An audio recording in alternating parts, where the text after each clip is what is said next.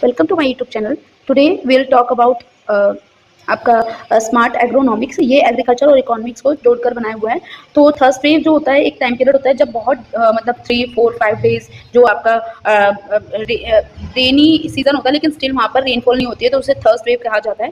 ठीक है, और इस टाइम में आपको जो मेनली गोल होते हैं वो क्या होता है, वाटर का स्टोरेज करना है और इवेपोरेशन को कंट्रोल करना होता है। तो क्या क्या कर सकते हैं, फर्स्ट ऑफ ऑल हाइड्रोजेल्स होते हैं। ठीक है, इनमें ये इनसाइड कंजर्वेशन होते हैं। इसमें ना क्या करते हैं, जो आपका absorb 300 to 500 times of its weight in the water, जो ये हाइड्रोजेल्स होते हैं वो इतना मॉइस्चर को अब्जॉर्ब कर लेते हैं और फिर जब सॉइल को रिक्वायरमेंट होती है फिर उसको वो देते रहते हैं। तो वो एक तरह का स्पॉन्ज की तरह वर्क कर रहे होते हैं। ठीक है, और इसकी वजह से आपका इसमें हाइड्रोजेल्स में आप एनपीके जो फर्टिलाइजर होता है यानी नाइट्रोजन, पोटेशियम और जो आपका फॉस्फोरस के जो माइक्रो न्यूट्रिएंट्स होते हैं वो आप पहुंचा सकते हो इनके थ्रू, और ये reduction of irrigation needs up to 50% कर देता है। फिर जीरो टिलेज और कंजर्वेशन एग्रीकल्चर में क्या होता है कि बेसिकली जब हम ट्रेडिशनल जो डीप प्लगिंग होती है उसमें क्या करते हैं, पूरा जो सॉइल होता है उसको जस्ट टिल कर देते हैं, बेसिकली उल्टा पुल्टा कर देते हैं। तो उस वजह से क्या होता है ना कि सॉइल जो होती है बहुत ज्यादा मॉइस्चर जो होता है उसका लूज हो जाता है और सॉइल जो डायरेक्ट कॉन्टेक्ट ऑफ सन में आ जाती है। तो जीरो टिलेज में क्या करते हैं, जो आपने प्लांट जो आपकी क्रॉप है उसको हटाया और उसका जो भी रेजिड्यू बचा उसके ऊपर डायरेक्टली आपने क्या करा,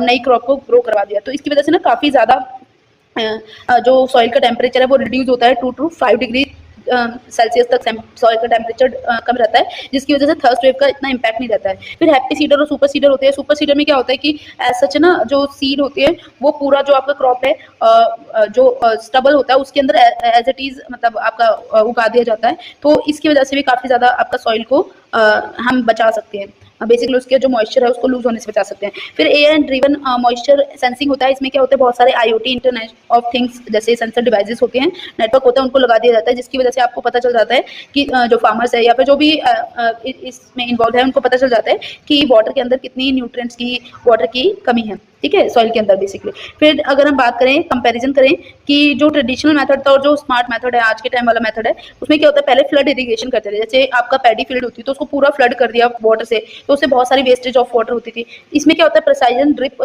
या हाइड्रोजेल्स का यूज किया जाता है जो आज का स्मार्ट एग्रोनॉमिक है। उसके बाद जो आपका ट्रेडिशनल वाला मेथड था उसमें डीप प्लगिंग की जाती थी, जिससे बहुत सारा मॉइस्चर जो था वो टिलेज की वजह से लूज हो जाता था। तो यहाँ पे जीरो टिलेज कर रहे हैं तो मॉइस्चर जो होता है वो ट्रैप्ड रहता है, तो ऐसा लूज नहीं होता। इसमें डिसीजन मेकिंग करनी होती है तो कैलेंडर बेस्ड हो जाता है। इसमें एआई बेस्ड जो थर्स्ट बेस्ड होती है उसके अकॉर्डिंग होता है। फिर अगर हम देखें जो एलुवियल सॉइल होती है उसमें कैपिलरी एक्शंस के थ्रू आपका जो रे केलर वाला यहाँ पे एग्जांपल देख सकते हो। हाइड्रोजेल जो होता है उसमें क्या होता है, बेसिकली ये एक टाइप ऑफ जेल्स होते हैं जिसको मतलब एक तरह से आप पाउच समझ लो, उसके थ्रू बहुत सारे nutrients as well as water को सप्लाई किया जाता है टू द